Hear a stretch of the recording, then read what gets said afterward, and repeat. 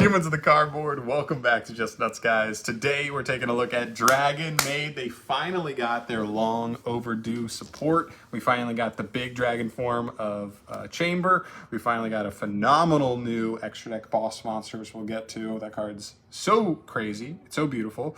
And yeah, I liked this deck in the past, but it was always so expensive. And now that the cards are way more affordable, I think this deck's actually a pretty cool rogue option. I really think it can do some cool stuff. And if you like playing low to the ground, that control style, this deck could be for you.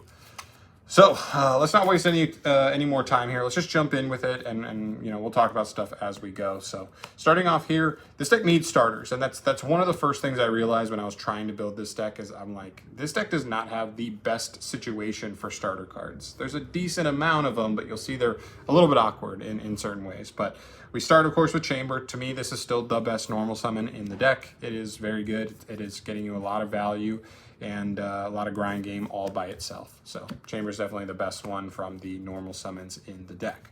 From there, we have 3 copies of Parlor. Parlor is probably the second best. These are kind of in order to me. Parlor is your is kind of like your Armageddon Knight. It's going to send you a Dragonmaid card, and because of the way the new fusion works, this card is just streamlines you into that card so quickly, which is really nice. So Parlor is definitely the second best one to me. From there, we move into Kitchen. Kitchen in the past was not combo on its own, but now it is. It is another new way to just do pretty basic, get you into Ladies Dragonmaid and all off of one card. It's pretty dang good. So, yeah. And this is kind of the awkward part, right? You're playing a deck now that plays 9 normal summons because you need the consistency. You really want to see one of these in your opening hand. But if you draw 3 of them, the other 2 are probably sitting there, not doing a ton for you. So that's kind of the drawback there. But still, I'd rather have a play. I'd rather have 2 plays than no plays. So yeah. The only other small one I play is one Nurse. This one I'm not entirely sold on as being like a mandatory card in the main. It does raise the ceiling in certain instances for the deck because on summon she just like reborns one of them. So once you already have one in rotation, this one just gets it back out to just keep putting bodies out, get into hieratic seal type blinds and stuff like that. Still a good card, but I'm just not 100% sold on it. It's not a line by itself, and we don't even play the big form to counterbalance this one. Speaking of big forms, we have the new one, Dragonmaid Sermba, I guess is how you pronounce that. 1 copy of Lorpar and 1 copy of Tinkek. The reason we need these is because to make Ladies Dragonmaid, you have to basically banish 2 Dragonmaids, 1 from field, 1 from grave, with the same attribute but different levels. So when you have Chamber on field, you banish Sembra from grave, or vice versa. When you have Lorpar on grave and Parlor on field, you banish those to summon it, and kind of same idea with Tinkek. So they're very important to just kind of pair with the main deck forms, and once you have 1 on field, 1 in grave, you're able to get to Ladies, and Ladies is just so good from there. So you do need to play them. They're a little bit bricks. They do have some nice utilities in some scenarios. Tinkek giving your Dragonmaids, your smaller ones, a pretty big attack boost. Lorpar giving you, I believe is the negate one, right? Yeah, you discard it, and then your opponent can't activate the effects of a monster on their field for the rest of the turn. And then Cerberus just Reborn, which is, to me, the best one by far out of these. But still, there is some utility there to be had. There. I think they're all 1-ofs. I've thought about playing Seremba more than 1, but for now we're sticking with the 1-of. From there we move to some Spell and Traps. I play 3 Hospitality. I know some people don't lean into 3 of this card. It's Ash Bait. It's technically like Bell Bait as well. This card is just so good, though. It's a Foolish and a Reborn at the same time. That's just so powerful, especially with Ladies now. In the context of Ladies, this card got like even significantly better. So to me, just having any Dragonmaid in grave makes this card just so strong because it's just 1 card Ladies, even with nothing on field prior to this card. So I love it. I think it's a really good card.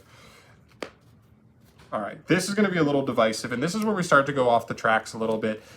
I might swing back around to this and I might change this up. I'm starting with a pretty basic Foolish package to kind of get the right Dragonmaid names in rotation. One thing that I'm kind of nervous of to like mess around with the deck and realize pretty quickly is that everybody is just going to hand trap your normal summon, because this deck does not have the best ways to play through the normal summon getting interrupted aside from having like exactly Hospitality, Seremba, or like the exact right attribute big Dragonmaid to correspond with whatever your normal summon was. The deck doesn't have the best ways to play around stuff like that. And so by being able to play these, it gives us a really cool ability to, get interrupted there and still be able to send stuff. On top of that, it even can raise the ceiling sometimes, because by sending a new name to grave, that allows us to like summon something like Nurse off of Ladies if we are resolving our combo anyway, and just get bonus value later on. It's cool. Like I said, I'm not 100% sold on this. I did some digging. I couldn't find anything that felt really seamless as like a supplementary package to add consistency and durability to the deck, but this is kind of the one thing I've landed on that I want to mess with at least to start. Again, I don't love it. I don't love that this is not combo. It's not consistency cards on their own. They're more like helping you play through interaction as opposed to, starting plays on its own. There are ways where you can open this plus Hospitality or Saramba, and that gives you combo as well. So a little consistency boost, but not like crazy. So let me know your thoughts down below if you have any other suggestions for a package like that that can boost consistency decently well. I'd love to hear your guys' thoughts on that. One copy of Sengen Kaiman, you got to play this. This is just a 4th copy of Kitchen, or it's a copy of Tinkek, which I like, because even if you open Kitchen with this, if Kitchen is getting hand trapped and not resolving, then you can just use this to search Tinkek, pitch Tinkek, boom, you still got to Ladies through an interruption. It's really good. So yeah, I actually don't mind this card. I feel bad that, like, in a perfect world, this would just be at 3, and we could just play this at 3, and we wouldn't have to play the Foolish cards probably at all. That would be cool. But still a good card for them right now. For traps, 2 copies of Tidying. I like 2. Some people are going to play 1. I just think this deck can have trouble closing games. So if you're not closing games super quickly, I don't mind having the extra copy just to be able to keep getting it loaded and keep interrupting our opponent turn after turn and just keep getting value. This card's so good. I just love these double effect traps that are just good. It's a solid interruption, and then it's just a 1-card line on the next turn. I really like. So that's basically it for all your actual engine cards. From there, we move into the non-engine. Keep in mind, this is going to change depending on the format. We'll just, do this big style here. 3 copies of Fua, 2 copies of Perulia, 3 copies of Droll. These are kind of your higher impact hand traps. I'm also on some low impact ones, like 3 Ash Blossom, 3 Impermanence, and 2 Bell. A little bit lower impact, but the idea here is in a 40-card deck, each of these being 8 means ideally you see one of these and one of these in every hand if you can. That's kind of the idea for the non-engine lineup. Which brings us into our final hand trap, 1 Magnamut. This card's cool because it's like fringe, engine / hand trap at the same time. Really good card though, right? It gives you a big body, it gives you the pseudo DD Crow effect, while also searching you a 1-card play. That's why you got to play this no matter what. Even if your deck doesn't facilitate this as good as you wish it would, this card going second is maybe a decent hand trap that's also getting you a 1-card line. So it is a consistency card at the end of the day, which we love. And lastly, 1 Called By.